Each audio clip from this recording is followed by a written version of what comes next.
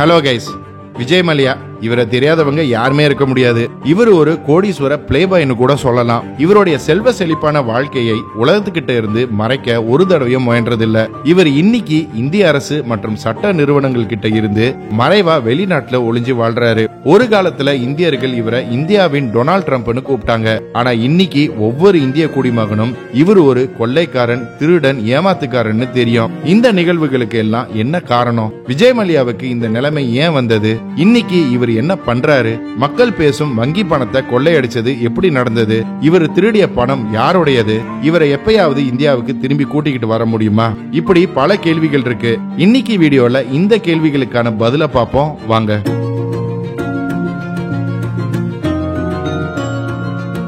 இந்த வீடியோ நீங்க ஆச்சரியப்படும் பல விஷயத்த சொல்ல போகுது. சோ இதை உங்க ஃப்ரெண்ட்ஸ் அண்ட் ஃபேமிலிக்கு மறக்காம ஷேர் பண்ணுங்க. புது வியூவர்ஸ் நம்ம சேனல் என்ன சப்ஸ்கிரைப் பண்ணலன்னா இமிடியேட்டா சப்ஸ்கிரைப் பண்ணுங்க. பக்கத்திலே உள்ள பெல் ஐக்கனையும் பிரஸ் பண்ணுங்க. அப்பதான் நம்ம போடுற புது வீடியோஸ் உங்களுக்கு நோட்டிஃபை ஆகும். சரி, ஃபர்ஸ்ட் விஜய் மல்லையாவின் சாம்ராஜ்யத்தை பத்தி பாப்போம். இவருடைய தந்தை விட்டால் மல்லையா கிட்ட இருந்துதான் இவருக்கு மது வியாபாரம் வந்தது. விட்டால் மல்லையா அவருடைய 59வது வயசுல திடீர்னு காலமானார். அப்போ விஜய் மல்லையாவுக்கு 25 வயசு தான் இருந்தது.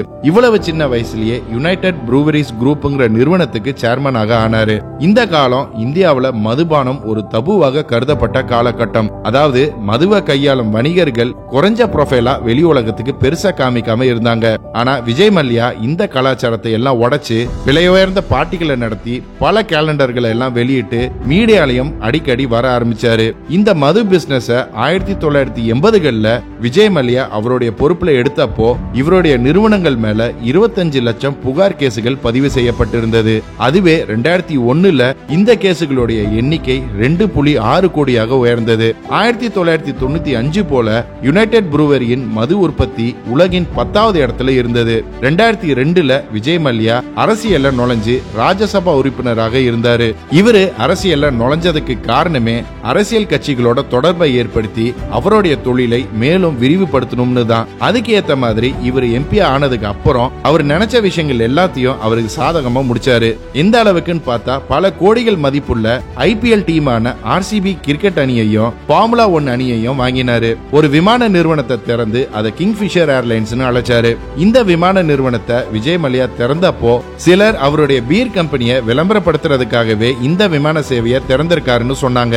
ஆனா இங்க இருந்துதான் விஜய் மல்லையாவோட கோடீஸ்வர வாழ்க்கையின் வீழ்ச்சி ஆரம்பமானது. ஏன்னா விமான வணிகம் ரொம்ப விலை உயர்ந்தது. விமானத்துறைக்கு நீங்க புதுசா இருந்தா பணத்தை தண்ணீர் மாதிரி செலவு செய்யணும். அதாவது எரிபொருள் செலவுகள், லைசன்ஸ் செலவுகள், அனுமதி செலவுகள், அதிகாரப்பூர்வ மற்றும் அதிகாரப்பூர்வ மற்ற செலவுகள், இதர செலவுகள்னு செலவுகள் வந்துகிட்டே இருக்கும். விஜய் மல்லையாவும் ஆரம்பத்துல இந்த விமான வணிகத்தை பத்தி ரொம்ப ஜாக்கிரதையாகவும் எச்சரிக்கையான நடவடிக்கைகளையும் எடுத்து அவருடைய விமான நிறுவனத்தை நடத்திக்கிட்டு வந்தாரு. அதாவது அவருடைய கிங்ஃபிஷர் ஏர்லைன்ஸ் விமானங்கள்ல வெறும் எக்கனாமிக் கிளாஸ் இருக்கைகளை மட்டுமே வச்சிருந்தாரு. இதனால கிங்ஃபிஷர் ஒரு பட்ஜெட் ஏர்லைனாக எல்லாருனாலையும் வரவேற்கப்பட்டது. நிறைய பேர் இந்த விமான சேவையை உள்ளூருக்குள்ள பயணிக்க பயன்படுத்தினாங்க. ஆரம்ப காலங்கள்ல விஜய் மல்லையா இந்த விமான வணிகத்துல முழுமையா இறங்க பெருசா விருப்பப்படலைன்னு தெரிஞ்சது. அவருடைய பியர் நிறுவனத்தை விளம்பரப்படுத்தவே இந்த விமான நிறுவனத்தை வாங்கியிருக்காருன்னு பலரும் நினைச்சாங்க. ஆனா கிங்ஃபிஷர் ஏர்லைன்ஸ் ஓரளவுக்கு வெற்றி பெற தொடங்கியதும் விஜய் மல்லையாவோட திட்டம் மாற ஆரம்பிச்சது. ஏர்பஸ்ங்கிற விமானம் உற்பத்தி செய்யும் நிறுவனத்துக்கிட்ட இருந்து பெரிய மற்றும் ஆடம்பரமான விமானங்களை ஆர்டர் செஞ்சாரு. கிங்ஃபிஷர் பிரீமியம் விமானங்களோட வரிசையில இயங்க தொடங்கியது. விமானத்தோட வாடிக்கையாளர்களுக்கு ஸ்டீக்ஸ் போன்ற ஆடம்பர உணவுகளை வழங்கினாரு. இந்த விமானங்கள்ல வேலை செய்ய அதிக சம்பளம் கொடுக்கப்பட்ட ரொம்ப அழகான மாடல்ஸ் மட்டுமே ஏரோஸ்டஸாக தேர்ந்தெடுக்கப்பட்டாங்க. விஜய் மல்லையா சொகுசு, காமம் மற்றும் விமானங்கள்னு ஒரு கலவையை முன் வச்சு கிங்ஃபிஷர் ஏர்லைன்ஸ் ஒரு கலவையான காக்டெயிலாக உருவாக்கினாரு.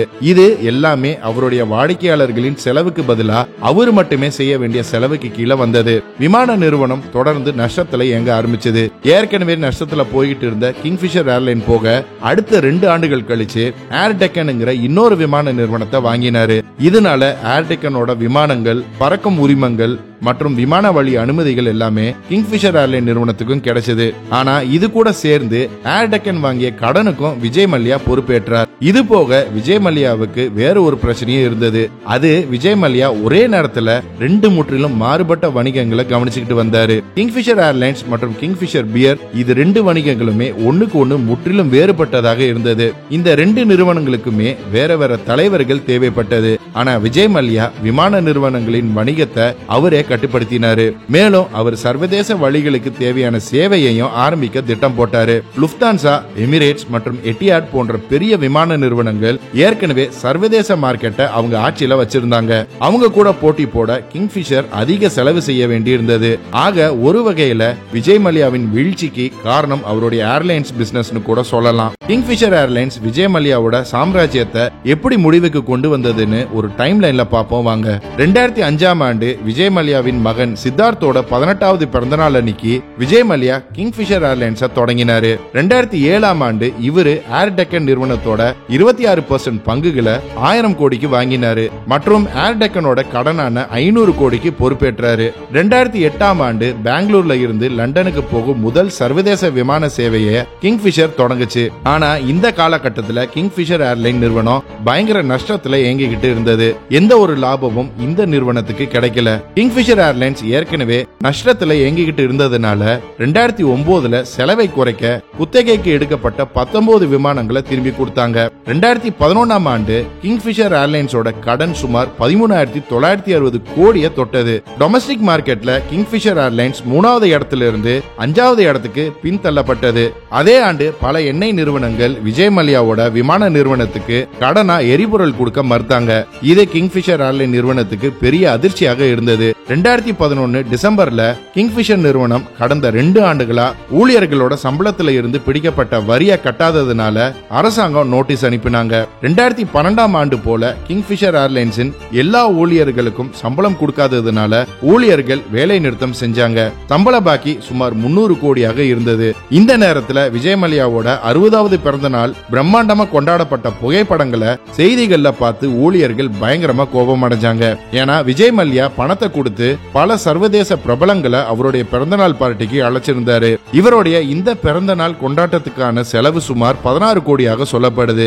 அதே ஆண்டு 2012ல கிங்ஃபிஷர் ஏர்லைன்ஸோட உரிமம் ரத்து செய்யப்பட்டது. நவம்பர் 2012ஆம் ஆண்டு பிரிட்டிஷ் மது நிறுவனமான டியகோ ஸ்பிரிட் விஜய் மல்லையாவோட யுனைடெட் ஸ்பிரிட்ஸ் நிறுவனத்தோட 53.4% பங்குகளை வாங்கினாங்க. இதனால விஜய் மல்லையாவுக்கு சுமார் 11,166 கோடி வந்தது. இந்த நேரத்தில் கிங்ஃபிஷர் விமான நிறுவனத்தோட மொத்த கடன் சுமார் 8,200 கோடியாக இருந்தது. விஜய் மல்லையா நினைச்சிருந்தா அவருக்கு கிடைச்ச பணத்தை வச்சு கடன்களை அடைச்சிருக்கலாம். ஆனா அவரு அதை பண்ணல. ஜனவரி 2013 போல கிங்ஃபிஷர் ஏர்லைன்ஸோட பறக்கும் அனுமதி ரத்து செய்யப்பட்டது. ஏன்னா விஜய் மல்லையா விமான நிறுவனத்தோட உரிமத்தை புதுப்பிக்காததுனால. இதனால விஜய் மல்லையாவுக்கு கடன் கொடுத்தவங்க எல்லாம் இவருக்கு எதிராக கடன் மீட்பு செயல்முறையை தொடங்க ஆரம்பிச்சாங்க. இதுல இவரு இந்திய அரசாங்கம் வங்கிகளுக்கு மட்டுமே கொடுக்க வேண்டிய கடன் பார்த்தா அது ஸ்டேட் பேங்க் ஆஃப் இந்தியாவுக்கு 1,600 கோடி, பஞ்சாப் நேஷனல் பேங்குக்கு 800 கோடி, ஐடிபிஐ பேங்குக்கு 800 கோடி, பேங்க் ஆஃப் இந்தியாவுக்கு 650 கோடி, பேங்க் ஆஃப் பரோடாவுக்கு 550 கோடி. 2015ஆம் ஆண்டு எஸ்பிஐ கிங்ஃபிஷர் மற்றும் யுனைடெட் ப்ரூவரி நிறுவனங்களை வேணும்னே கடனை திரும்பி தராதவங்க பட்டியல சேர்த்து இந்த நிறுவனங்களை பிளாக்லிஸ்ட் பண்ணியது. விஜய் மல்லையாவை எப்ப வேணும்னாலும் அரசாங்கம் கைது செய்யலாம்ங்கிற விஷயத்த விஜய் மல்லையா அவருடைய அரசியல் தொடர்புகள் மூலமா முன்கூட்டியே தெரிஞ்சுக்கிட்டதுனால அவரு மார்ச் 2016ல இந்திய நாட்டை விட்டு வெளியேறியதாக சொல்லப்படுது. அந்த நேரத்துல அவர் விமானம் நிலையத்துக்குள்ள நுழைஞ்ச புகைப்படம் வைரல் ஆனது. தெரியாத ஒரு பொண்ணு கூட 5 பைகளோட தப்பிச்சு போகிறது தான் அந்த புகைப்படம். அந்த பெண்ணு விஜய் மல்லையாவோட காதலியாக இருக்கலாம்னு பலரும் சந்தேகப்பட்டாங்க. இவரு இந்தியாவை விட்டு ஓடி போனதுக்கு அப்புறம் வங்கிகள் பயந்து போய் உச்ச நீதிமன்றத்தோட கதவுகளை தட்டினாங்க. நிதி மோசடி மற்றும் பண மோசடி உள்ளிட்ட குற்றச்சாட்டுகளுக்காக வருமான வரித்துறை மற்றும் மத்திய புலனாய்வு அமைப்பு அதாவது சிபிஐ உட்பட பல அமைப்புகள் விஜய் மல்லையாவை பிடிச்சு விசாரணை செய்ய காத்துக்கிட்டு இருந்தாங்க. மேலும் விஜய் மல்லையாவோட வெளிநாட்டு சொத்துகள் அவர் வாங்கிய கடனை விட அதிக மதிப்பு இருக்கிறதுனால இவருடைய கடனை சுலபமா அடைக்க முடியும்னு சொல்லப்படுது. இந்திய அரசும் நடவடிக்கைகள் எடுத்து மல்லையாவை இந்தியா கிட்ட ஒப்படைக்கும்படி லண்டன் நீதிமன்றத்தை நாடியது. இதை தொடர்ந்து விஜய் மல்லையா மேல லண்டன்ல வழக்கு பதிவு செய்யப்பட்டது. விஜய் மல்லையா அவருடைய தனிப்பட்ட கடனை செலுத்துவதாக சொன்னாரு. அவருடைய நிறுவனத்தோட பேர்ல வாங்கிய கடனை செலுத்த முடியாதுன்னு சொன்னாரு. ஆனா இந்திய வங்கிகள் இதை ஒத்துக்கல. விஜய் மல்லையா மேல லண்டன் சுப்ரீம் கோர்ட்ல போடப்பட்ட வழக்கு இந்தியாவுக்கு சாதகமா முடிஞ்சது. மே 2020 லண்டன் சுப்ரீம் கோர்ட்டும் விஜய் மல்லையாவை இந்தியா கிட்ட ஒப்படைக்கும்படி உத்தரவிட்டது. ஆனா அக்டோபர் 2020 விஜய் மல்லையா மேல வேற ஒரு வழக்கு நடப்பதால் தற்காலிகமா அவரை இந்தியா கிட்ட ஒப்படைக்க முடியாதுன்னு இந்திய அரசுக்கு அறிவிக்கப்பட்டது. விஜய் மல்லையாவும் இந்த முடிவை எதிர்த்து ஏதாவது ஒரு வழியில மேல்முறையீடு செய்ய பாக்குறாரு. இவரு இந்தியாவில இருந்து தப்பிச்சு ஓடி சுமார் 7 வருஷங்கள் ஆகுது. மார்ச் 2023 ரிப்போர்ட்டின் படி விஜய் மல்லையாவோட இன்றைய சொத்து மதிப்பு சுமார் 9820 கோடியாக சொல்லப்படுது. இந்திய அரசு இவரை திரும்பி இந்தியாவுக்கு கொண்டு வர்றதுல வெற்றி பெறுவாங்களா? காத்திருந்து பார்ப்போம். ஓகே கைஸ், இன்னைக்கு வீடியோ அவ்வளவுதான். நிரவ் மோடி மாதிரியே விஜய் மல்லையாவும் லண்டன்ல நிரந்தரமா வசிப்பாருன்னு நீங்க நினைக்கிறீங்களா? உங்க பதில கமெண்ட்ஸ்ல சொல்லுங்க. இந்த வீடியோ பிடிச்சிருந்தா லைக் பண்ணுங்க, ஷேர் பண்ணுங்க. போன வாரம் கமெண்ட் பண்ண 10 பேரை பார்ப்போம்.